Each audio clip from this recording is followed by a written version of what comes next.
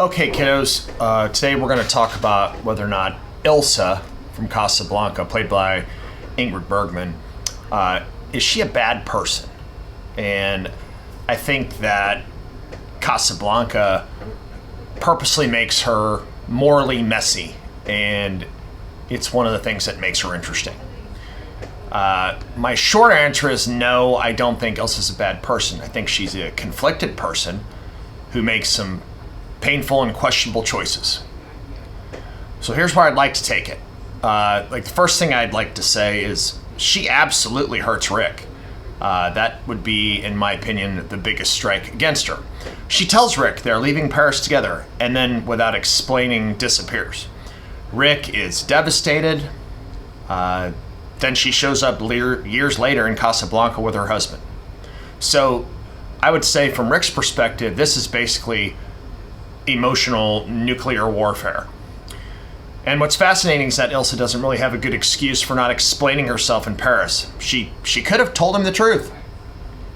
So if somebody were to say Ilsa was terrible to Rick, I'd say that's a completely defensible interpretation. But the second point is, she wasn't simply choosing between two men. This is where I think her situation can be oversimplified. Ilsa discovers that Victor Laszlo is alive after believing he was dead, and she is suddenly confronted with an impossible situation. And Laszlo isn't just the husband, he's a resistance leader who's being hunted by the Nazis. And I think that plays a part in changing the moral equation. If Ilsa leaves Laszlo for Rick, she isn't merely choosing her preferred romantic partner. She's potentially abandoning someone who is risking his life fighting fascism. So I think the true question becomes, is personal happiness morally more important than responsibility to someone who's doing something larger than yourself or your relationship? I think that's a way more interesting question. My third point, Ilsa actually demonstrates remarkable courage. I think people sometimes focus so heavily on the love triangle that they miss this. Ilsa is willing to do something extraordinarily difficult. She's giving up the person she loves because she believes it is the right thing to do. And she ultimately accepts that she may have to leave Rick again. That's not necessarily the behavior of a bad person. It's the behavior of someone who believes that love sometimes means letting someone go.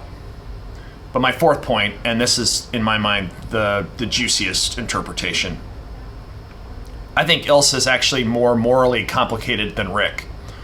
Rick's moral transformation is obvious. He starts the movie, he's the cynical guy, self-protective, and he eventually sacrifices his own happiness for Ilsa and Laszlo. But Ilsa, she's already been making sacrifices. She gives up Rick. She stays with Laszlo. She then tries to protect Laszlo. And then she ultimately has to leave Rick again. So, in a weird way, Rick gets the heroic redemption arc while Ilsa has been living the sacrifice. I think that's an interesting reversal. And point five, then there's the uncomfortable question about, did Ilsa actually have agency? I think this would be a good discussion. Almost every decision in Ilsa's life seems to be determined by circumstances that were created by men. Laszlo presumed dead. Rick becomes her great love. Laszlo returns. The Nazis are chasing Laszlo. Rick possesses the letters of transit. Rick ultimately decides what happens. So, even at the very end of the movie, Rick makes the crucial decision. So, what I have to ask you is Ilsa making moral choices, or are circumstances continually making the choices for her? And I think we could push that one step further. If Ilsa had chosen Rick instead of Laszlo, would we call her selfish? Or would we call her courageous for choosing her own happiness? I think that's where Casablanca gets really interesting. My final verdict on whether or not Ilsa's a bad person is that she is not a bad person. But she did something bad to Rick in Paris. Those aren't the same things. Good people do bad things. That's probably the distinction that I'd want you to think about the most, is that somebody doing a bad thing doesn't necessarily make them bad.